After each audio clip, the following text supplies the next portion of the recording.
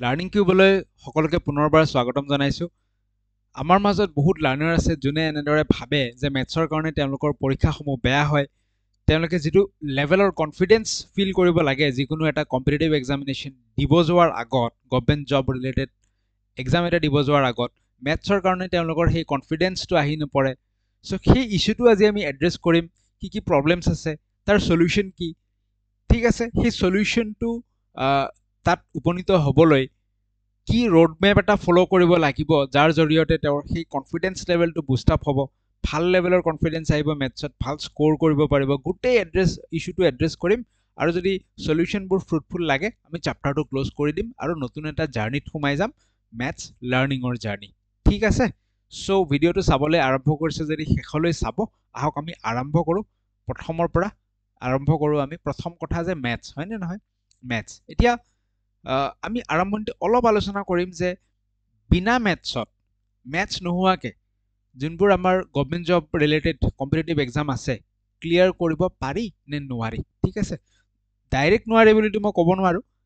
But it's very difficult. কিয় difficult সেই বিষয়ে আমি ডিছকাছ কৰোঁ অলপমান। চ' দুজন মানুহ আছে, এজন আছে এইজন, ঠিক আছে, এজন আছে এইজন,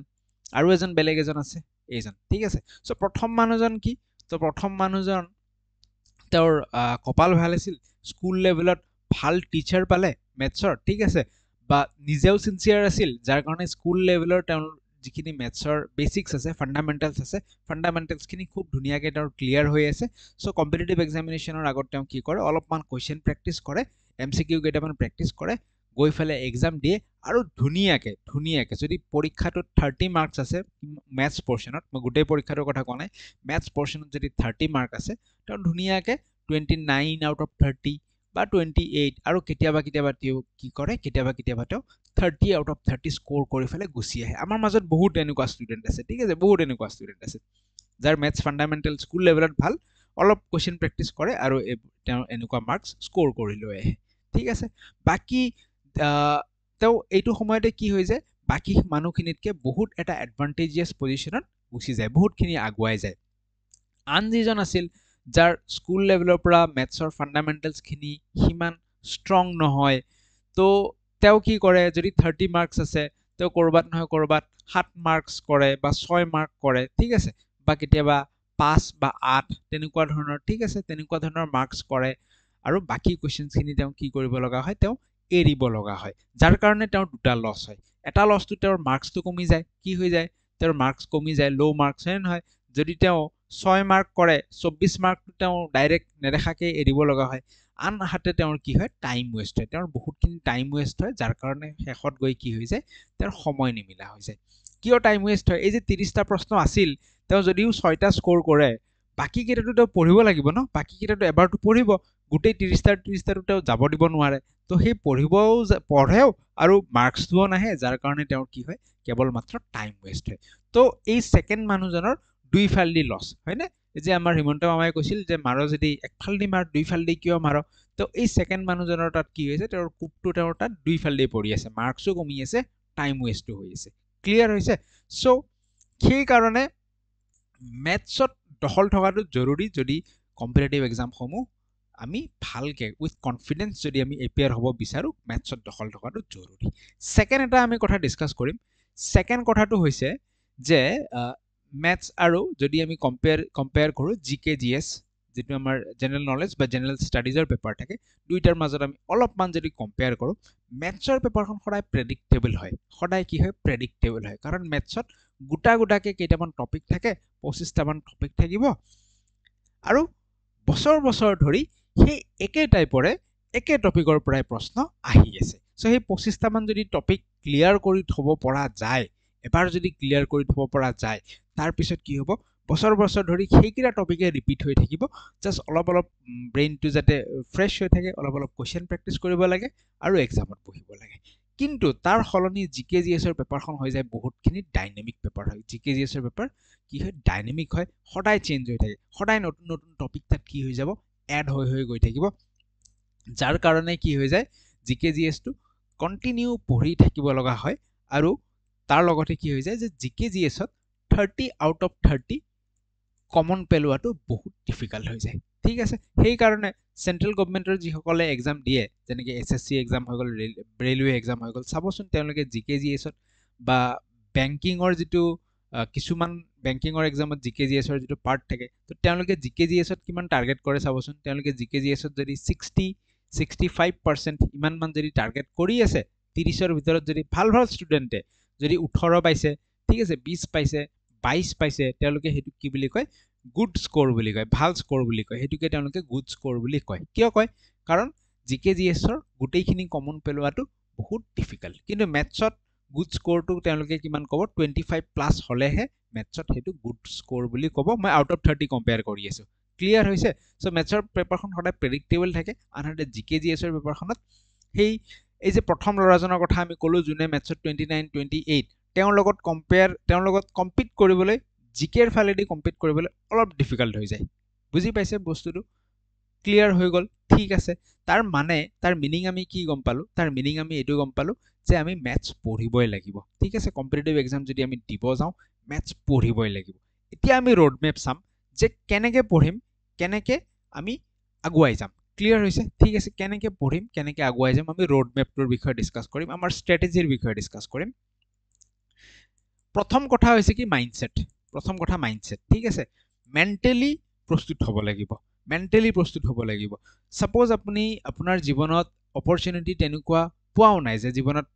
ম্যাথছ স্কুল লেভেলত ভাল টিচাৰ এজন নাপালে বা নিজেও হয়তো সিনসিয়াৰ নাছিল যাৰ কাৰণে ভালকে ম্যাথছ শিকিব নোৱাৰিলে বেসিক্সখিনি ক্লিয়াৰ নহল সেই আটাইবোৰ কথা পাহৰি যাব লাগিব বুজি পাইছে বা বেলেগ বেলেগ এক্সামত গৈ ফেলে দেখিছে ম্যাথছৰ প্ৰশ্ন ভয়ে লাগিছে দেখোন সো এই আটাইবোৰ কথা অতীত পাহৰি যাব লাগিব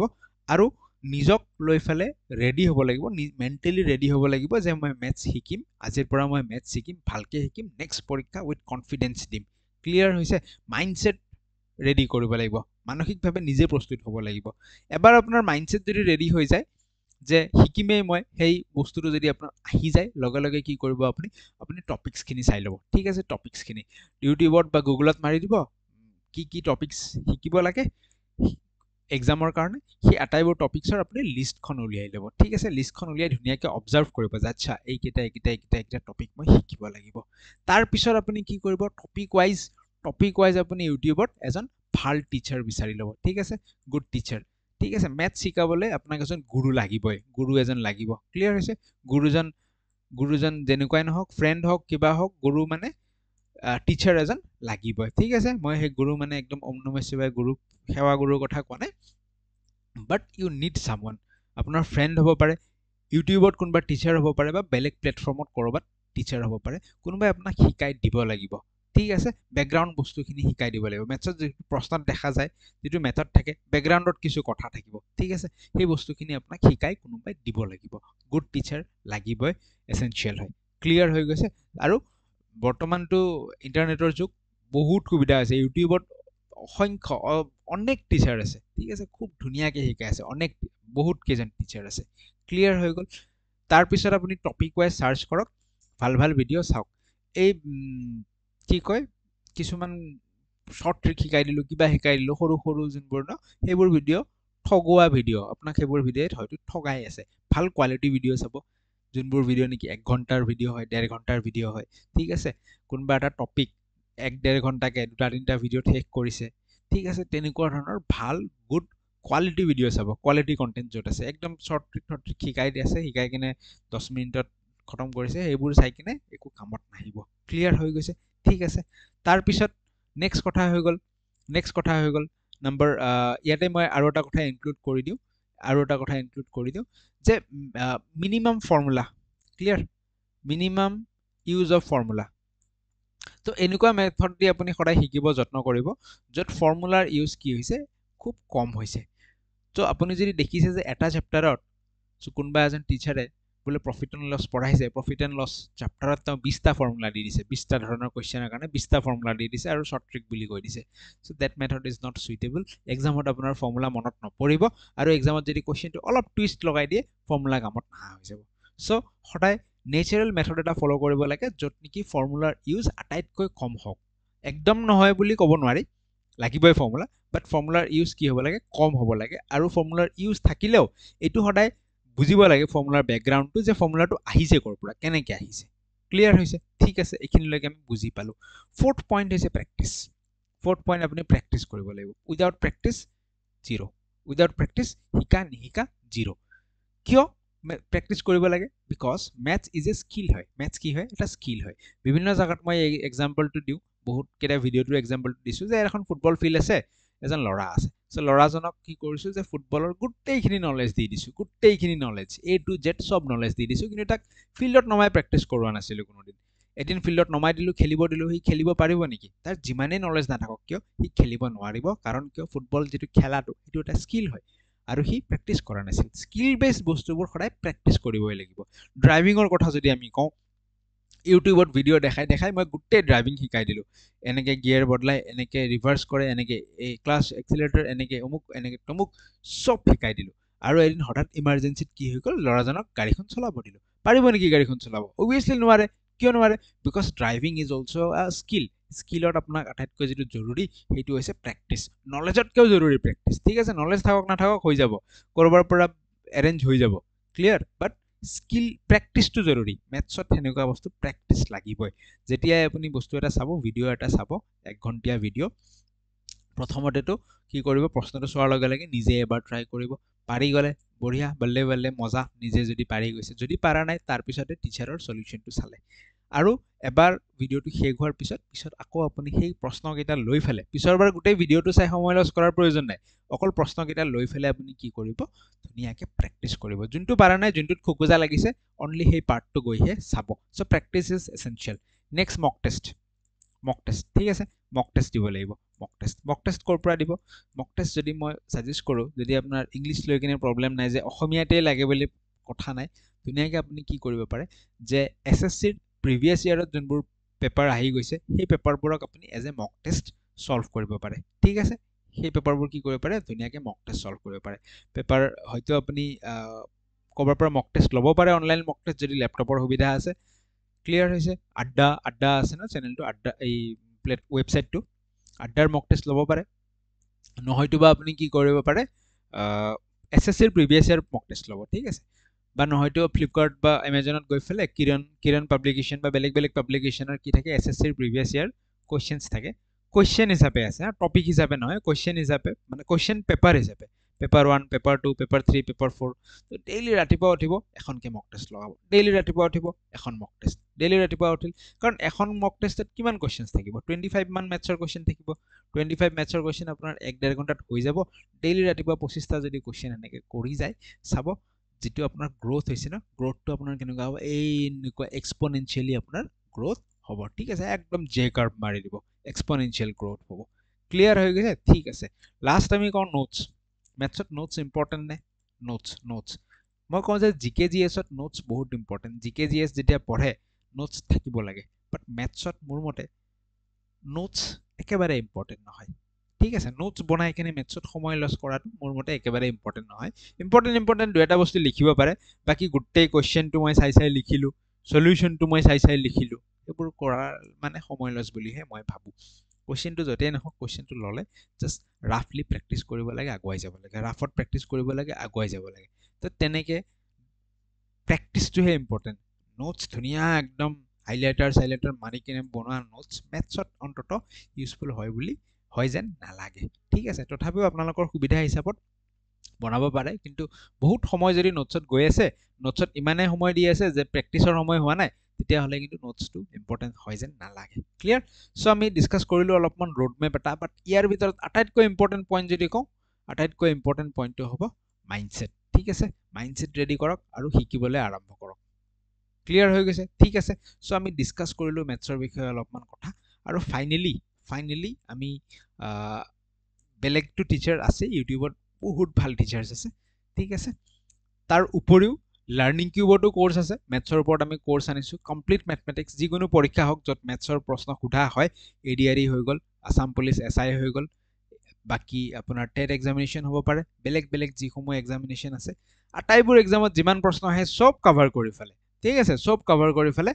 কমপ্লিট মেথমেটিক্সৰ আমি কোৰ্ছ আনিছোঁ লাৰ্ণিং কিউব এপত আমাৰ কোৰ্ছ আছে গৈ ফেলে ভিজিট কৰিব পাৰে ঠিক আছে চাব পাৰে ক্লাছবোৰ ডেমো ক্লাছ চাই ল'ব প্ৰথমতে এইখিনিয়ে কথা বহুত বেছি কোৰ্সৰ ডিটেইলছখিনি ইয়াত নকওঁ তাতে এটা ইন্ট্ৰোডাকশন ভিডিও আছে ঠিক আছে এপত গৈ চাব পাৰে তাত আমি কোৰ্সৰ গোটেই ডিটেইলছখিনি কৈ থৈ দিছো